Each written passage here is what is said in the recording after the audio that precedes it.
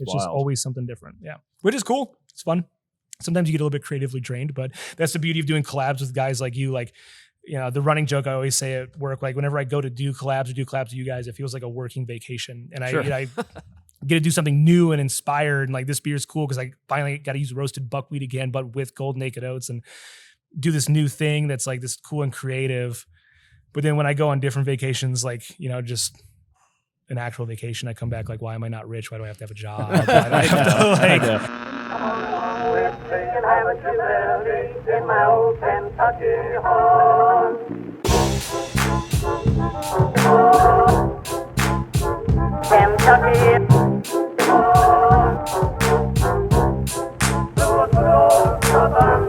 Hey everybody, welcome to another episode of Kentucky Commons Radio Hour. I am Michael Moeller, joined by John Renane. Hello. David Satterley. Yeah. And a special guest, Peter Batinski, the head of sour and specialty at Hi-Wire Brewing. We are not at Brewgrass Homebrew Supply in Louisville, Kentucky. We are in Asheville, North Carolina at the South Slope location for Hi-Wire. Peter, thanks for inviting us in today. Yeah, anytime. This has been a great experience. Yeah. You're head of sour and specialty, which is basically just R&D. So to an extent, so head of sour and specialty means I run the sour program and specialty program, which is specialty is kind of like my brainchild. It's like whatever comes out of that.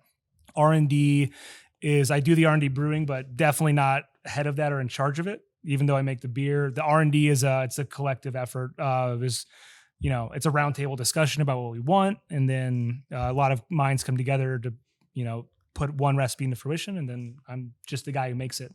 There's some times where the recipes, I'll have a larger hand than others in, and then there's somewhere another brewer might have like a really good idea, and then, we roll with most of his idea. Nice. Yeah. And we're here for a little R&D ourselves. Yeah, absolutely. Yeah. Yeah, and we'll talk about that in a little bit, but let's open up the show the same way that we always like to open up the show, is with a beer to share. And this one we want specifically to bring with us because we want you to experience it as well. David, tell us a little bit about what we brought. We brought you quite unanimously one of the finest Kentucky Common ales. Okay. Kentucky Common beer style, old pre-prohibition style.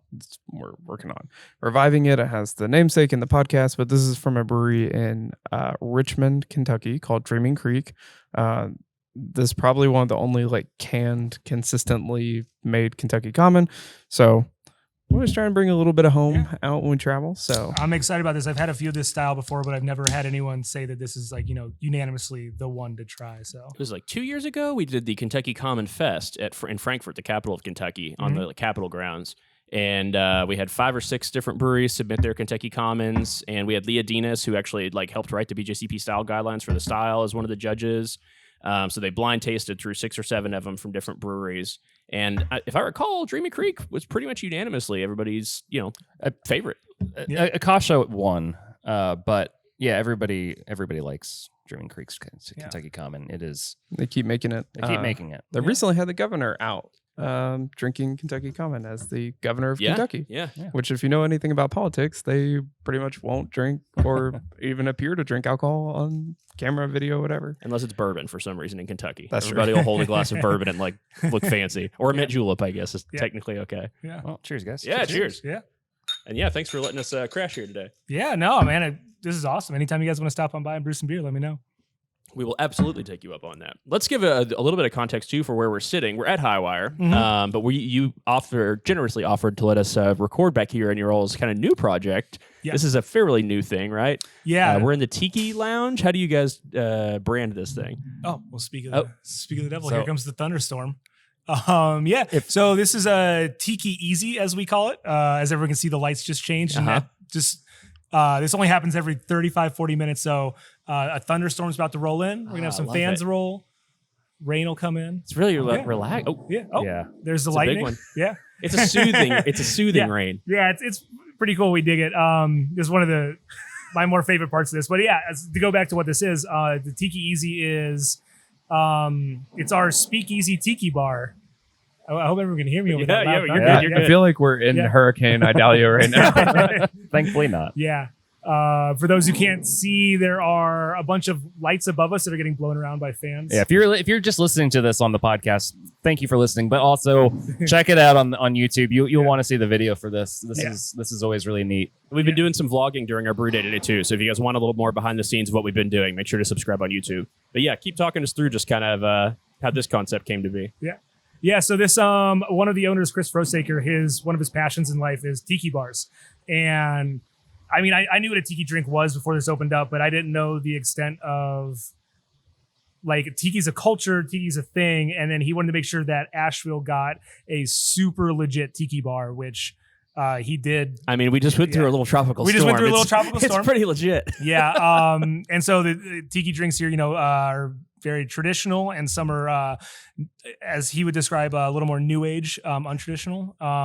But either way, they're all, tiki drinks, delicious. Get served in giant, gaudy ceramic glasses. Like we have Jabba the Hutt glasses and Stay Puft Marshmallow Man glasses, and there's a canoe above us right now. And yeah, so it was a project of his that he wanted to do forever, and the building just behind us was available, and so it just kind of all lined up. Heck yeah. Yeah, Super and, cool. and it is a speakeasy. Like if you're here at the South Slope location and just hanging out in the brewery tap room at night, you might not even notice that this is here. I mean, there's some signage now, of course, but you have to go into the production space of the brewery to kind of weasel your way into this giant room.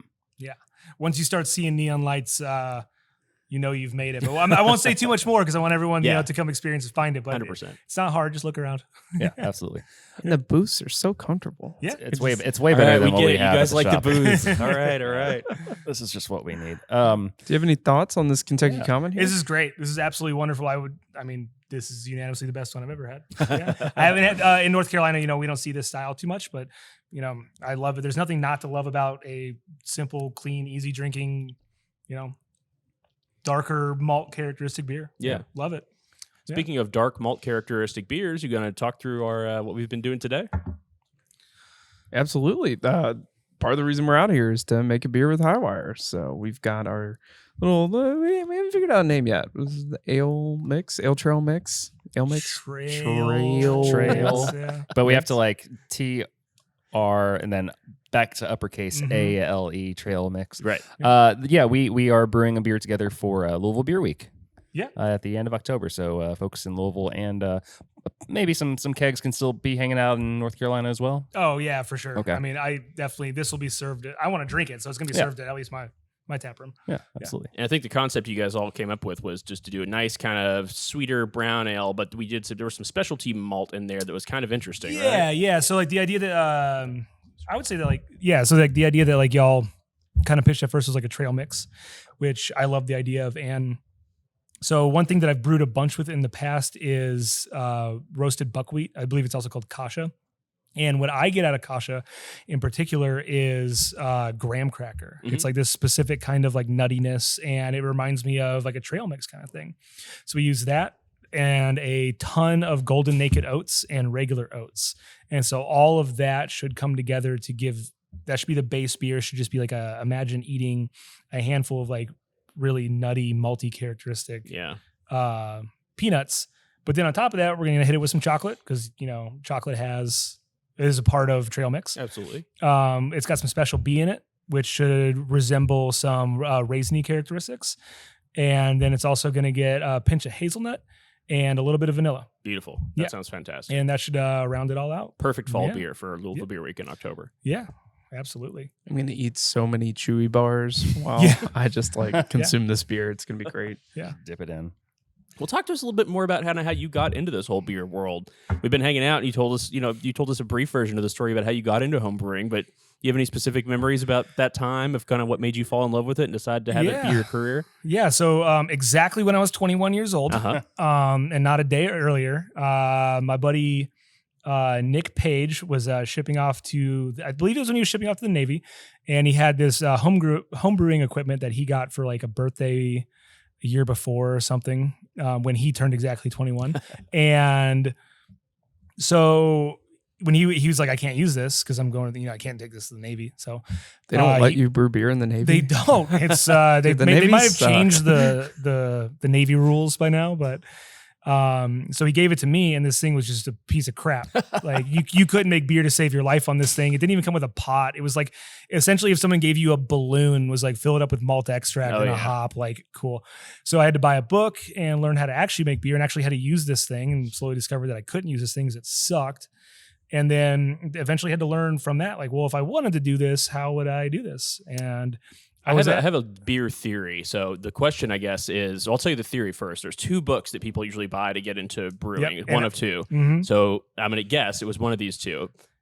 How to Brew, John Palmer, or The Complete Joy of Homebrewing, Charlie Papazian. Completely incorrect. So there was this liquor store down the street from me that was also a homebrew supply shop, and it had your basic like 1 pound bag of DME. It like no one ever bought any of the homebrew supply stuff from there. And one of the books they had was like a how to homebrew book. I can't even remember who wrote it. I'm gonna actually look for it when I go home today. But it looked like somebody had like a typewriter written this out in like the 70s. It didn't even look like it was well published. It might have been like stapled or hand glued. It was like the book was also crap. So then I had to like keep going past there. Poorly written. I don't even know what it was. And it was all of like 25 pages long. Incredible. Yeah. And so I read that, and that helped me get, in the right direction of knowing that I need an actual pot and a carboy and like temperature's a thing, like that kind of thing. Yeah, that's important. Yeah. Nice. And then, do that for a while, and you've kind of found yourself brewing professionally. You said earlier that you were brewing in Vermont, maybe in Idaho as well, and now, of course, North Carolina. Yeah. Over how many years did it take for you to get here to Asheville? To Asheville was kind of quick. To get where we're at with Hi-Wire was a little bit more of a journey. To get to Asheville, I started brewing in like 2009, 2010, and then I was in Asheville by 2012. This is the 3rd brewery in Asheville that I've worked for. And I've been here for 6 years. Longest brewery I've ever worked at. So I love what I'm doing here. So it took me, I don't know, what's that, 13 years or so? Yeah, to get where we're at now. And, Hi-Wire's, this system that we're on right now has been upgraded completely. We used to have converted dairy equipment and what I would describe as like a glorified homebrew setup for other R&D projects. And it all worked. Like you guys heard me say today, you can make good beer on anything. You just have to know how to really work the equipment. Yeah, you need that 25-page book. Yeah, exactly. Sauce. Yeah, that guy probably made beer also at some point. So eventually I showed Hi-Wire, like, this is a thing that we can really do here. They put faith in me, and we upgraded the system. We now, as you guys saw, we have a nice 15-barrel system, cranking out some awesome beer, and at a much faster rate. Yeah. You've been spitting, you've been, as you said, in the beer game for a long time, and you've done it in a lot of different parts of the country. How do you compare and in Asheville particularly too, how do you compare where beer is, now versus where it was 12 years ago when you were getting into this? Did the same things still excite you? What do you seek out, It's funny, like now the things that were around in 2010 excite me now. Mm-hmm. Like occasionally I'll show up to breweries and they'll have like what I call like an old school 2010 pub menu. You got a wheat, you got a pale, you got an IPA, you got a dark beer, maybe a porter, maybe a stout. And then I don't know, maybe a lager on top of that. And then like a seasonal, where there's gonna be a pumpkin beer, or it's gonna be like an imperial stout with like a raspberry, which was be crazy back then. And I love whenever I see like brewery menus that are old school like that remind me of 2010 of just like simple, clean, straightforward beer. So that's currently like that's one of the things that excites me when I walk into a brewery now. But comparatively, what's different between it's just night and day. Everything. Yeah, absolutely everything. Yeah. But it's pretty cool though, because occasionally we are getting a lot of requests at Hi-Wire. I'm getting requests from taproom managers that they're like, we really want like 5% pales back. They're selling really well. And I'm like, count me in. Just last year, they were like, we need an amber ale. And I was like, is this 2010 again? Like, I've never heard, I can't remember the last time someone was like, we got to do an amber ale. I was like, didn't New Belgium just do it? Oh, no, wait, that was too soon, man. Yes, sorry. Well, and I imagine with Hi-Wire has 9 locations. 11 locations. Yeah. Across 4 states. So. Oh man, that one, because we have Sure. multiple in North. I'd Yeah. have to count that one out of my head. Yeah. Either way, though, like you when you do hear feedback from the taproom managers about what the trends are, you see an interesting, like, okay, this is what people in Kentucky are wanting, this is what people in Ohio and Tennessee are wanting, and this is probably a good direction of where like the national trends are going. So you get that little slice pretty early on. Yeah, it's so different from taproom to taproom. Yeah. It really is. Like, you never know what's gonna absolutely kill it at one spot, and then at the other spot is just that'll sit on tap for 2 or 3 weeks, kind of thing. Yeah. Pickle What beers. are the best sellers down in Asheville these days? What are the people down here drinking the most of? Sour seems to still, like, sessionable sour still seem to be like a buzzword, and people still like their bigger IPAs. And we're starting to see like a little bit of a trend back to like 5% IPAs as opposed to the 7. I love to see it. There's a buzzword that I keep hearing and that I do want to explore a lot is hazy IPA that drinks like a West Coast. Mhm. So I feel like we're starting to slowly see a trend back towards West Coast in terms of, maybe not in terms of what it looks like, but in terms of how it drinks. Yeah. I definitely chase that a lot of Yeah. like hazy's good and great, but sometimes they get a little sweet and there's like you get all that like melony fruit characters and like sometimes you're like I really want like that alpha acid like bitter hop. Yeah. But the mouthfeel on the hazy always, strikes a huge like just resonance of just like this tastes great just by the mouthfeel. So like how do we meld those together?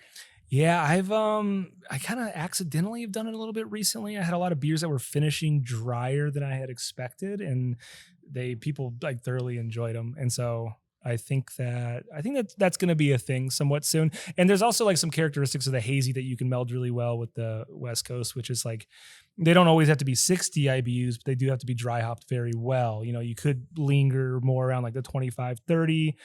But still get a mouthfeel that has the perception of bitter a little bit more without the, lactose fueled heavy, like bomb of an IPA. Yeah, and so when it gets there's chewy. Yeah. It's funny. I have to check myself on this, but I really do appreciate whenever IPAs are resinous on the mouth and like feels like you have like a coating of hop oil. Not everyone likes that. Most people don't. I thoroughly do. So I have to find myself. I have to like check myself on that one whenever I'm brewing beer because I'm like, not everyone wants that. Yeah. Yeah. Your palate can get totally warped when you like are around it all day long. Yeah. Especially you're talking about your sour perception is so much different than normal. It's like when you eat spicy food all day and then like you're just used to it or something. Yeah. Yeah. And that's for sure. I always crave what I'm not brewing. Like we recently just did our anniversary party, which you guys were at, and when we did 5 collabs for that, and what we brewed was, beer that brewers want to do. We did a bunch of Brett beers, lagers, and some like actually bitter West Coast IPAs. And most of those though were not IPAs. And over those months, I found myself craving IPAs because I hadn't really brewed one. And then at the tail end, we did a collab with Dissolver and a collab with Trophy and did IPAs with them. And then I was just like, this is all I want to brew right now. It's all I want to drink. And then give it a month and I'll be just over it. Yeah. Yeah. And then I'll just want to go right back to lagers. Then I'll want to go right back to IPAs. Well, you're talking about like beers that finish dry, and then you're just talking about lagers. You guys are doing kind of an interesting, I don't even know if I'd call it an experiment anymore because it seems like you guys got it dialed in. Tell us about the koji beers that you guys are making. Yeah. So next door, one of my best friends, Pat, he runs Ben's American Sake. And this program 100% could not happen without him. He's definitely 50% of it because he grows the koji, which is not something that breweries could grow koji, but it requires infrastructure and equipment, all that kind of stuff. And for the listeners, essentially, like what that is, when you were saying, when you brew beer, you take the little starch source, which is the grain, and it has its own internal enzymes that'll break that down into fermentable sugar. Rice doesn't work like that. Rice does not. No, rice does not have those natural enzymes. So we had koji, which is a type of mold, and does that conversion for us. But because it's a microorganism, just like yeast, it also creates different flavor compounds and different, things like that. And it converts everything as opposed to enzymes and barley. We only get down, and it doesn't convert every bit. And that's why we have mouthfeel left over and that kind of stuff. Koji absolutely converts everything that yeast can then convert into alcohol, but it also leaves behind these like umami flavors that are, so you get this mouthfeel left over, but it's not the same as like a beer mouthfeel. It's really interesting. Yeah. And there's infinite complexity in that. You can go like, Yeah. do you get room to experiment with like different forms of that stuff, or how do you Different forms of incorporate- koji. Well, yeah. Or how Yeah. are you? How are you like playing around with it, incorporating it into the stuff that you guys are making? So we're doing a little bit different than a lot of people are, not everybody, but we're adding koji direct. If this answers your question, we're adding koji directly into the fermenter, Uh-huh. and we're letting it co-ferment with yeast. We added it at Wild, the man. exact same time as the yeast, and I work next door to Pat, and I can get 50 pounds of koji grown on rice, which is like kind of a hard thing to come by. Sure. And I can have beers that are in the negatives in terms of gravity within like 6 days. Wow. Yeah, so it's it works pretty quick. quickly. It works too. really quick. Huh, interesting. And then we let it mellow out a little bit longer, like we do our koji lager. So obviously, like we let it lager. But then we've done koji IPAs where 10 days, man, that thing's at negative 0.7. And just for people who have never tried it, how would you describe how it impacts the flavor? You said like umami. Umami, we get coconut, and if we incorporate like a lot of rice, we'll get like a coconutty kind of thing. But I've never met coconut's a decisive flavor. Not everyone likes it. I've never met anyone who doesn't like coconut, not like this. It's this different kind of thing going on. Umami for sure. And then whenever we add hops to it, at least like late edition and dry hops, we end up getting like a lot of orange blossom. It's just beautiful. It's unique. I've never met anyone who hasn't enjoyed it. Yeah. And it's, if you like crisp light lagers, it's as crisp and as light. The thing, because we use 49% rice, it looks like the clearest beer you've ever seen. Heck yeah. Yeah. You can win some pretty cool medals from beers like that. Yeah. I've heard some people have. Some people. Yeah. But that was a Great American Beer Festival, GABF. We got a GABF and a World Beer Cup for That's it. awesome. Yeah. With the same beer where me and Pat, we share those medals, together because the projects were definitely both of ours. And we've done a bunch of other stuff. We've done a Koji Quad, which was I can't even imagine. that was cool. That's It also finished in the negatives. We did it 100 God. 100% with sake yeast also, and it ended up tasting and Okinawan rock sugar. Wow. Yeah, leave it to the Japanese to make brown sugar better than anyone else ever has. Like they just, perfectionists in their craft. It ended up like it finished in the negatives and tasted just like a phenomenal Belgian quad. Wow. Yeah. The sake yeast was super phenolic. I kind of let that one slide under the radar. That took like 3 or 4 months to ferment out. Yeah. Sake yeast is not the most resilient. Yeah. Pat's batches over there can take like 2 months. People are always chasing that really low final gravity in those Belgian beers just to get them really Yeah. well attenuated. So it sounds like you nailed that. Yeah, which it took a lot. And there was a moment too where it was like above and I was like, it has to be done. And then I come in over a weekend and I'm like, okay, it exploded and it's moving again. Like That's awesome. Yeah. One of the things that everybody really always talks about with the beer scene is just how collaborative everything is. Whether it be, just sharing, resources when you need it, or sharing a recipe and doing an actual collab. And Hi-Wire has always kind of really exemplified that. Like you all do a lot of collabs with a lot of different people from, all regions. This is what we're just the fourth collab in Louisville alone, I think.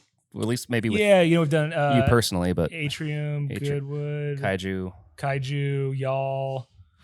I think that's it. Yeah, but that's what I'm saying. Like we're already 4, and Hi-Wire, the tap room, has had a presence in Louisville for just 2 years. Just celebrated their 2nd anniversary there. Yeah. It sounds like you've had a lot of cool opportunities. Invite people into your home and brew and with them, and then you go to other places and brew as well.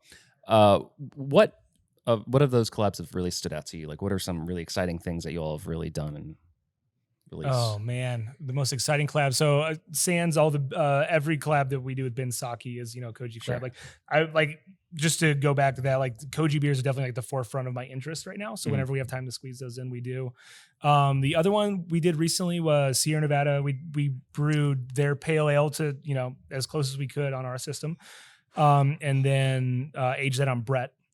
And that was released at the anniversary party, which is on tap now at the South Slope. It was fantastic. It was a really cool project, and plus working with my buddies over there to make that happen. It was cool. Yeah. And especially like with how tight that's their bread and butter, their trademark recipe, and then like, we'll just put Brett in it. That says a lot about them trusting the process. Yeah. It was, I was very thankful to have that, experience with them. Yeah. Is there anybody out there that you'd like to do a collab with that you haven't got a chance to yet?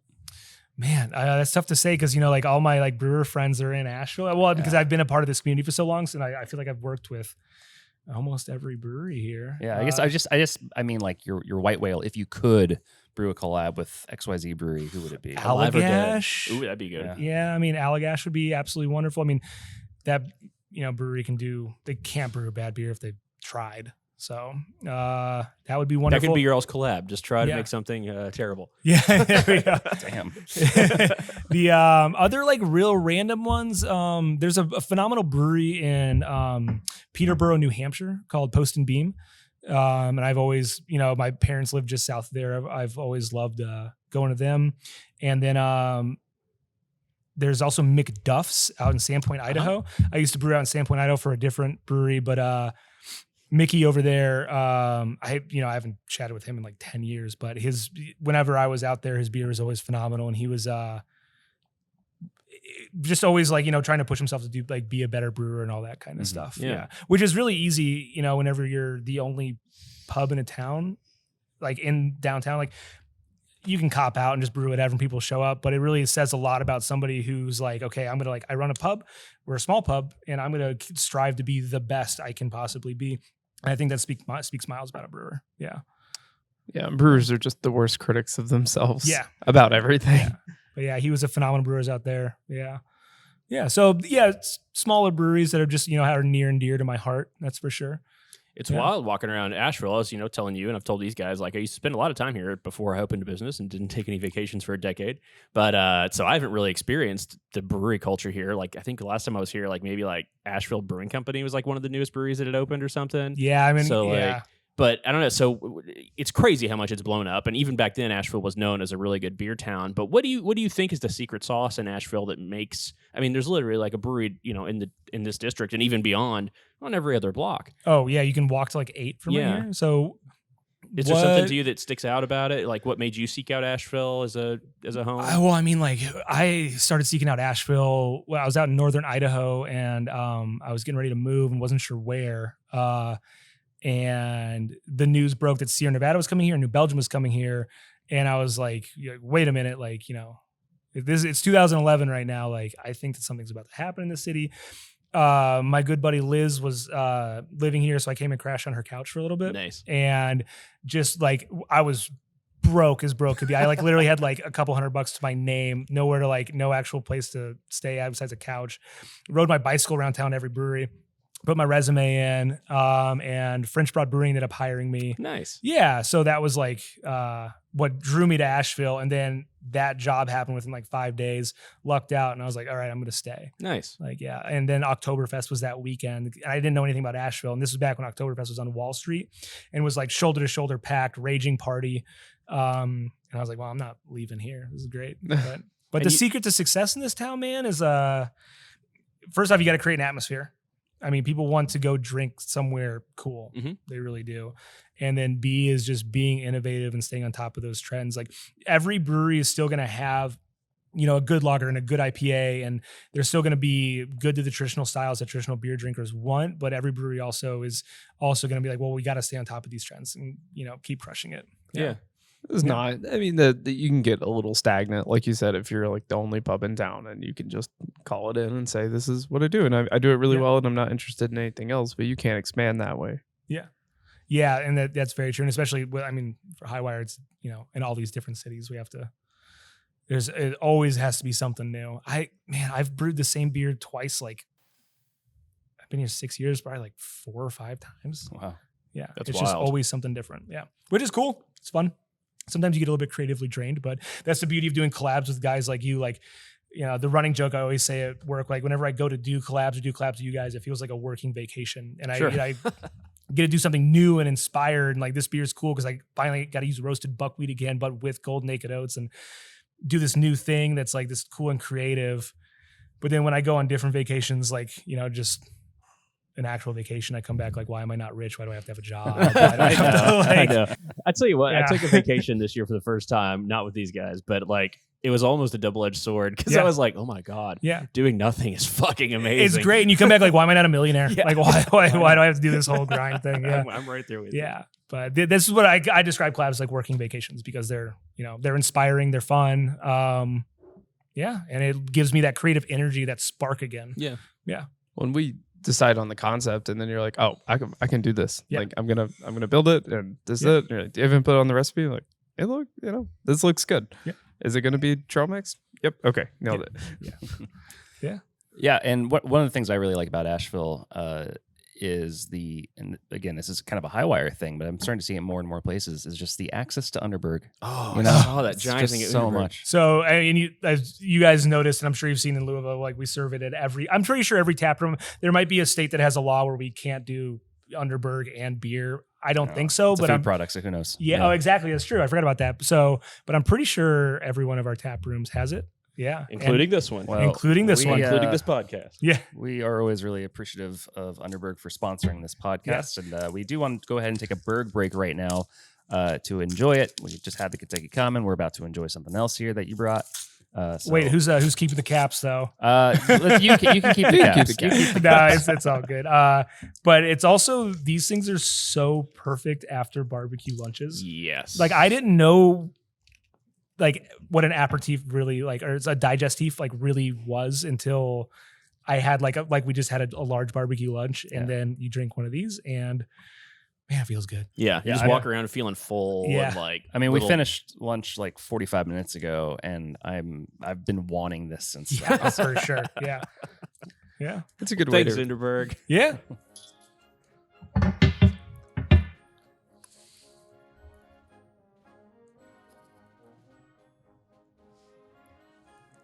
I was kind of hoping the thunderstorm would start like right in the middle of it. That would've been Like, good. That would have been good. I'll edit it in. Yeah. Oh, you mentioned some states having weird laws. Maybe you couldn't serve Underberg or whatever. North Carolina has some weird laws. We went to a place last night. We went to Yacht Club, and they're just like covers at $1.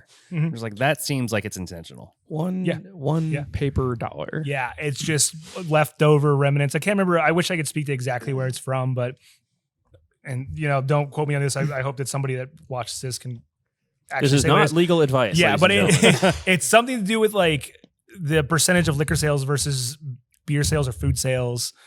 Something to that extent. I can't remember exactly what it is, but it's just a leftover remnant. I don't know if anyone's even tried to get rid of it because it's not that much of an inconvenience. It's just kind of weird. That's about it. But then the technicality is if you pay them that $1, it's not necessarily like even a cover per se. It's like you're becoming a member of a private club. Yep. That Which is can a serve you requirement. alcohol. Right. Yep. That's so wild. Yep. And in North Carolina, that's not the only like weird beer law you guys have down here. I know that the distribution system's a little bit different than it is, Yeah. especially at least in Kentucky. We even have a weird one. But like, explain a little bit just how your all's distribution works down here. Man, I can't to be honest with you, I only know so much about it, Sure. about how it works, but we have a little bit of self-distribution at a smaller scale. And then, we don't self-distribute because we're, hoping to push for 30,000 barrels this year. But I really wish I could speak to that better on a professional level, but I really just stick to the production of Sure. the booze kind of thing. Yeah. My understanding is that basically so in Louisville or in Kentucky, we have the 3-tiered system. Yeah, which we do have here. Yeah. Uh-huh. But Yeah. then I guess the main difference is the only place you can really buy liquor, except for from a private club that you're a member of, Yeah. would be from a state sanctioned ABC store. Yeah, which we've got here, which Yeah. is that government run store, which is it's a little bit finicky. Sunday sales. They're open a little bit later, and you have to get your product into the store. So it's not like a local. We have some phenomenal local distilleries, and if they don't get into the store, they're just not sold at the Mhm. store. That's just it. If the store's we don't like the product, then you can't sell here. Which has to be damning to their business. Yeah. It can be, and if I'm not mistaken, there's also something if I'm pretty sure about 90% sure that there's only certain times of year that you can submit your product to the ABC. And let's say that you miss that time of year, then all of a sudden that product's not sold at the ABC anymore. And what seems wild about it too, because in Kentucky, one of the main issues now that a lot of the breweries can do a little bit more self-distribution and stuff than they used to be able to, is you're always competing for that shelf space. If you're in liquor stores, there's all those companies bring in big end caps, and the big distributors will, give you X, Y, and Z brands if you agree to put X, Y, and Z brand in here in the little side aisle. And the little side aisle is oftentimes where a lot of the craft beer ends up. I mean, do you have any idea how that works when it's all being run? Who's the decision makers there? I'm not even putting you on the spot. I'm just thinking out I loud. wish I could speak like more to that. And like, it's, I know that there's some brewers like at my level or at breweries like around downtown that have to actually like deal with that stuff and do their own sales. But I'm blessed that Hi-Wire has like a great sales team, and like they handle all that stuff. Like when I need to get this beer to Kentucky, I've got, I hit up Drew and I'm like, Drew, how do I get it to Kentucky?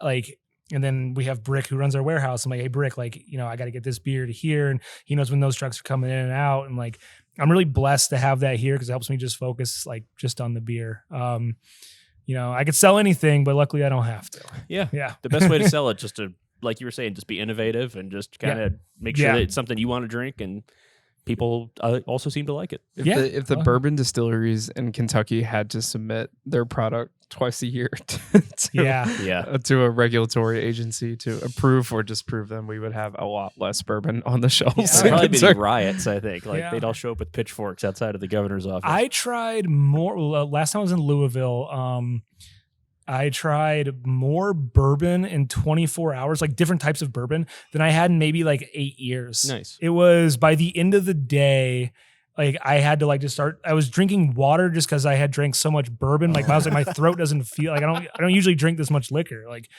yeah, it was awesome though. Any standouts? The standouts so we went to the Buffalo Trace distillery and everything there was phenomenal. Great tour. And then I don't know if they're from Louisville, so I hope I don't get like shot for saying this, but I think it was called Pinhook. I think was it? Yeah, I think they're based out of Frankfurt. I believe they have like a running horse, which is probably like a very common label in Kentucky. But yeah, there's a lot of horses. I believe it was Pinhook that stood out to me. Very nice. Yeah.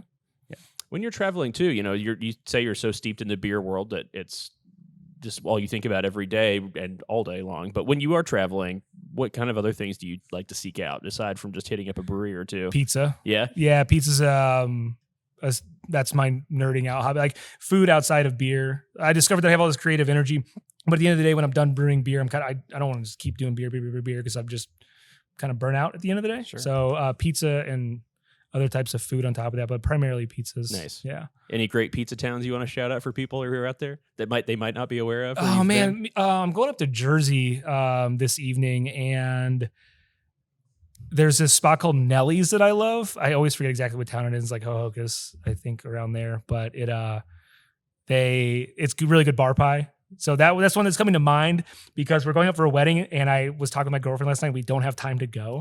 Fiance. Yeah, fiance. My fiance. We just got engaged. I'm getting better than my fiance. Yeah. Thank you. I really appreciate that. Okay. You can edit that out. Yeah. We'll bleep it. We'll make it sound like you call it something much worse. That would be good. I'd appreciate that. Yeah. Yeah, and I was bummed out that we couldn't go there. That was a staple of her childhood, and it's just really good bar pie. Nice. Yeah, so that's what comes to mind off the top. But other than that, while you guys are here, we got this place called Contrada downtown. That is some of the better wood-fired pie I've ever had. Hell yeah. Yeah. Awesome. Well, you've shared some of your knowledge and some of your pizza recommendations with us. We've shared some Underbergs. We have something else we want to share? Yeah. Let's hope it opens well. We'll edit that out too if it pops or foams on us. Should we grab like a pint glass in case it? No. You know what? Fuck it. Just Let's go with risk it. it. Let's do it. It's fine. We gotta Have your glasses ready. Yeah. So what is this? This is I believe this is the sour saison from this past year. Oh wow. It is, yeah. This is gonna be a good pop, ladies and gentlemen. Oh, beautiful. Oh, look at that. That's perfect. Cool. Yeah, it from look at years of working with bottle conditioning, this is we've got it pretty dialed in here. It's funny, like for all the professional brewers that are watching this, I have a sight glass on a little bright tank, which has a Sharpie mark on it that I have never changed the sight glass on because if I fill the beer to that exact level and put the exact amount of sugar in. I get the exact same thing every time. And it's sour beer. I mean, like, what's the difference? I reuse these barrels for 6 years. Why not reuse the same size? That's that like true home brewer mentality. Yeah, it's like I know the exact volume I'm gonna get. I know the exact everything, and it You're like, how much is it? It's the right amount. Yeah. Well, cheers. This is exciting. Cheers. Yeah. So this is also the for everyone that can get this at whenever. I don't know how many of your listeners are Louisville and outside of there, but if you're near a Hi-Wire tasting room, you see a bottle of this, you should get it because this is the last year that this beer will exist in particular. Ooh. I actually had it. One of the brewers from Hi-Wire Brewing, T-Mart, and we split a bottle on the 2nd anniversary in Louisville. It was delicious. And this thing also took 19 months. I can't remember what this one was. This one had a bigger gap. This used to come out at the same time every year and used to be the same amount of months. But when we were installing the new brew house, I didn't have any tanks to put any beer into. So I think that this one took a little bit longer. But this is done the same way every year, where when I took over the sour program from Jonathan Parks, who now runs Zillicoa, he had started this beer and it was great in the barrel. And so what I did was I put a little bit more Saison yeast into the barrels, and then I would just knock the kettle out into the barrels. And just let it sit and ferment for 12 to 19 months. And I never pitched any more yeast, never did anything else. I would pull the beer out.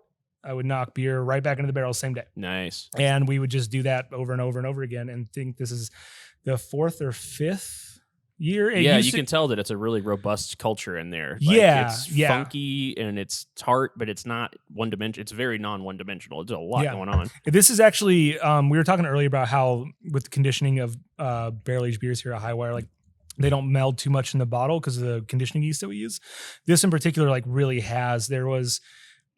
Because we are now shipping barrels back and forth from a location to up here. Something that can happen is you can get very mild oxidation because those top staves and sloshing and that kind of stuff. And so for a little bit, this had a very mild oxidative character. I always describe it as this is very specific barrel oxidative character. And that has definitely gone down in this. And this is beautiful. I'm glad that this is definitely aged well in the bottle. Did you say was there any fruit added to this, or is that just all the expression of the yeast? Yeah, it's like for the listeners, it's like, first, it's just very nice and light and bright and tart on the nose, but it's almost got like a wild strawberry kind of tartness, like a slightly underripe strawberry or something. That's phenomenally good. That's incredibly good. And oak aged, right? Yeah, the oak comes through. It's like, with our barrels, like you can say oak aged for sure, but like it's 7th, 8th use. Okay. So they're very neutral barrels. Like, yeah, that was always a question that I even had just a couple weeks ago at the 2nd anniversary. Was like, I wonder if that's like new oak or how many times else, like what else has been aged. We rarely get new oak up here just because the barrels with our cultures are just so good. And well, it's very well done. That's incredibly. Thank you guys. Good. I appreciate it. Yeah. Very so this rare. is the Saison yeast is it's there, but it's not. I wouldn't say in the forefront. Definitely like a lot of Brett, pinch of lacto. It's not as sour as our other bottles are. Right. So. That's perfect. It's thank crushable. It's drinkable. It's delicious. Yeah. And this is a different expression every year, with this being the last year. So what happened? So the first year that I took the beer out of the barrels that Jonathan Parks had done, it was a little bit more on the malty side, and it was perfect. The next year, I was like, all right, let's go a little bit lighter. And then I was like, and then the following year we'll go just a little bit darker, and I'll just compare like what I liked, out of those. And then eventually went back to like not as malty as the first one he did, but just a pinch less. And I can't remember exactly what this recipe is, but it's super simple, as most traditional barrel aged beers are. It's some Pilsner malt and some Munich, maybe some dark Munich. And it was just, like I just did those iterations, like let's lighten it and then bring it back up in darkness and see what we like. Yeah. So I asked because when Hi-Wire opened their tasting room in Louisville, this was one of the first bottles that I remember getting there. And, it's been a little while, but it does taste a little different. It definitely does. Yeah. It, that barrel characteristic. And I really do think that we get it from shipping the barrels between the two. And it's not a bad characteristic, but it's just something that like, I think it's great. Yeah. And I think that that's definitely mellowed out in the bottle a little bit. Yeah. On the complete flip side, another thing that Hi-Wire does that I'm a really big fan of, especially when it's like hot as hell outside, like it has been in Kentucky, is your all's like what the water series. I guess the first one was Mountain Water that you guys started making. Yep. Tell us a little bit about that, because I thought you guys hit the nail on the head with that product. Yeah, so it was kind of like a little bit of a like the old head brewer and a bunch of us like we kind of pushed back. We're like, we don't want to do a seltzer. Right. We brew beer. We don't do a seltzer. And even the owners were like, yeah, that's right. We're a brewery. We're not going to do seltzers. I have mad respect, guys. Yeah, absolutely. And I appreciate that. But there's also certain points like, all right, but like we can do something. But there's so much money. But yeah, there's that part of it. But there's also something like, well, we can do something innovative that's so close. Yeah. Oh, we're getting another thunderstorm right now. The gods are angry because we're talking about seltzer. about seltzers. Yeah. Yeah. And so we want to just get as close as possible to doing it. And of course, like, I could, like the Koji beers are like just spot on, like right there. And the Koji beers are essentially low calorie, but it, well, here we go. Oh, ASMR. It's the coolest. Yeah. This is, you guys need to come here and drink beer and cocktails. This is amazing. It's the best. Yeah. And the fans are very nice right now. Yeah, you guys, and you actually get like a little warm tropical aroma, or it's like like a warm water. The AC drops in the room. Yeah. It gets like humid. You got some humid, warm air like forced in. What a cool experience! Fans. And is the only way to get here through the brewery? Is there a back entrance? It's a speakeasy, no, John. There's not a back entrance. That's awesome. This is so fun. I came in through the roof, but that's me. Yeah. Came in through the bedroom window. Yeah. So sorry. So yeah, you didn't want to brew a seltzer though. Oh yeah. So we. Oh yeah. Thanks, Mike. Yeah. And so this was just like. This is like an untapped market though of like. It'll be a beer, but it'll be so light and dry. It'll act like a seltzer, and then we'll hit it with fruit and flavor it accordingly and do that kind of stuff. And yeah, it's a great gateway beer too, because like so many people are into seltzers, and like there's like, oh, I don't like beer, I don't drink beer, but like it's an excellent thing to give somebody. It's like a hybrid truly between like a seltzer. 100%. Like as we say on the label, and like I firmly believe it. It's a beer to share with your seltzer friends. Yeah, there you go. Yeah, and it's refreshing as shit. It It's is, so man. good. I drink the hell out of that stuff. Yeah. I really do, man. And the one that we have out now in particular that I love is the pomegranate one. I haven't had that yet. I don't think I'll have to try that. Yeah, it's you see it more in cans. Well, at least in Asheville, I've been seeing it more in cans and draft, but it's good. Nice. Yeah. It has a super unique mouthfeel. That was one of the first things. Like when I tried it, was like, oh, it's another light product, which is trending. But I was like, wow, this just has like this bubbly kind of like burst in it, and I'm like, I know it's beer. But sometimes I'm like, I don't know if it's beer. But it Depends on what mood you're in. Yeah. What David am I today? When it first came out, we meet once a week on Wednesday evenings to do like some business meetings, and then we also do the podcast on Wednesdays typically too. And I just remember when Mountain Water first came out, we were buying like by a case at a time, and we would just drink so much of it in one session. Like, this is too good. Yeah. It's too dangerous. It's also like impossible to like get drunk on. Like, Yeah, you exactly. just, Oh yeah, it's. I mean, is it 4.5? I believe it's 4. Sounds I about right. should know that off the top of my Yeah. head, but yeah. Because it's just so light, like it doesn't really sit in your stomach or anything. Like it's so easy. Yeah. Sometimes I'd like intentionally mow my yard really slow just to turn it into like a 6 Mountain Water day or something like that. Just like The other one to try in that realm is our Margarita Session Sour, Okay. which is a little bit more hefty on the flavor, but still super light and like wild. It hits you with a punch of flavor. Yeah, that's some good stuff. If you're into that lighter side of things, yeah. Yeah. One other thing we always do on the show is ask people to bring shows and tells. We talked about this beer that you brought to share with us. You're at work, so you didn't get to bring us anything else. But you have been talking today about you're pretty into motorcycles. You've done some pretty cool motorcycle stuff in your life. It sounds like. Yeah, the motorcycles are a big hobby of mine for sure. And And you're around saying we have the best riding in the country in North Carolina also. And did you say you went on a trip? What was that off road? The dirt trail So trip? it was like a majority dirt from, it's called the Mid-Atlantic Backcountry Discovery Route, and it goes Virginia to essentially the border of New York. Wow. Yeah, and then we have another one around here called the Smoky Mountain 500. That is Western North Carolina to Tennessee to Georgia to back up here, and that's like 70 or 80% dirt, some gnarly off-road stuff. That's really cool. Yeah. I bet that's a lot of fun. It's a lot of fun. Yeah. And so now me and my fiance, we're mainly doing, I nailed it. We mainly do 2-up trips now, and which we don't really do that off-road because I can't imagine how painful a passenger would feel after 3 hours of just getting rocked around in the back. Yeah. 15 minutes. Yeah. Yeah.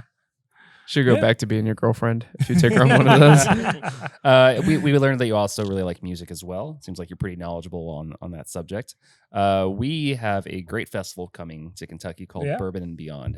Are you familiar? I have heard about this one. Yeah. I believe Allie, who used to work for us, she remember when I was up there doing that collab with Goodwood, that was going to happen somewhat soon. Who headlined it last year? Was it last year? Yeah. It's a 4-day festival, so they Yeah. have a bunch. Was Alanis Morissette part of it last year? Yeah, She that was. sounds right. She was, Yes, yeah. That was the big one. Yeah. Yeah, that was super The big cool. one last year. Let's see if you know any of these guys. I think they're pretty big names. We got Brandy Carlisle, Oh, okay. Big Bill- fan of her. Billy Strings. Yep. Billy MF Strings. Thanks for Train. clarifying. Train. Do you know Train? At last That's she's super- back in the Hazel's sister. atmosphere. Yeah, Hazel's. I try to forget about that one. We have Duran Duran doing this like just countrywide tour, but they're going to be there. So Super down. I thought you were about to say something like they have a new country album out. Or like I thought you were about to be like, yeah, they're doing an acoustic set. I was like, I'm in either way. It's the opposite of Garth Brooks. Yeah. That's awesome. we got Blondie. I'd listen to it, Cool. honestly. We got the Black Keys and the Black Crows. Nice. Sweet. That would be cool if Are they they- played together. Or back to back. That would be Yeah. good. Yeah. The Avett Brothers, Sweet.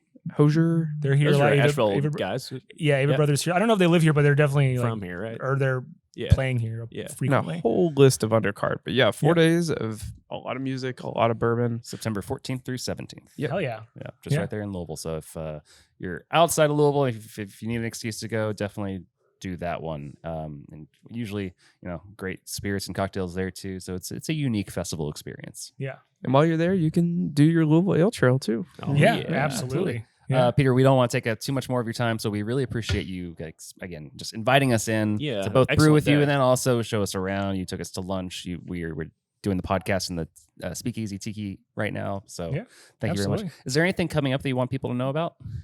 In particular, just the beers, like we're just now out of anniversary season, which tied my tanks up forever. And so there's going to be an explosion of like just beers like we're doing and whatnot in all of our tap rooms. So just keep an eye out for that. Like if, there's going to seem like there's going to be a lot of variety coming out to all the tap rooms soon. So Heck yeah. if you live near a Hi-Wire tap room, come 2 weeks, just, start going there every day and seeing what's there. Yeah, good advice. Yeah. Yeah. Good marketing.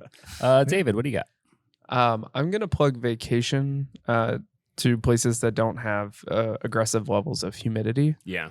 Well, it's Really enjoying that. it's a wet heat. Yeah. Yeah. John, what do you got? Oh man. I guess I'm gonna have to shout out fucking Buc-ee's. I had never been. We went to 2 on our way down here because we were charging up the electric car. Buc-ee's. I had never been. It's a ridiculous experience. It's a ridiculous experience. It's fucking packed. Yeah. Like for no reason. Yeah. And yeah, I'm a No, the I'm a reason big beaver is nut. it's great. Yeah. Yeah. wow. And it it's was great. one of my favorite things about it is the billboards. Yeah. It's like 127 miles. Yeah. And I think that I heard rumors, I don't know if this is true, that there's one in Tennessee for one in Arkansas. Like there's like next Buc-ee's coming up, 427 hilarious. miles. And I it's just love like, it. yeah. It's It's amazing. like, well, I guess I'll just hold it. We'll wait. And I'm also going to shout out our YouTube channel. The podcast listenership has been growing. If you guys like what we do on here, go check us out on YouTube, especially this week, because we're going to be sharing a lot of the footage from behind the scenes of this brew day, give you guys a sneak peek to our trip to Asheville. So come play with us on YouTube. It's a lot of fun. Yeah, you kind of stole mine right there. Oh, I was sorry. going to plug the podcast as well. If you're listening, you're watching, thank you so much. If you haven't, please go ahead and send a rating as well. And then also, hey, just tell a friend that they should probably listen and watch this too. We're going to eventually talk about something that they find really interesting. Probably, chances are, I don't know. We've been doing this for 60 episodes now, which is a pretty good milestone. That's a little bit more than a episode per week. Yeah. I was supposed to resign at 50. Yeah. Yeah, we something snuck like that that. one by you. I'm only supposed to be here today. Dang. But yeah, so go ahead and just tell your friends to like and subscribe. And that does us a lot of help. So thank you so much for Yeah, anytime. Thank you for It's been everything. fun. Yeah, Yeah, excellent. Let's finish these beers and wrap up. Yeah. Cheers.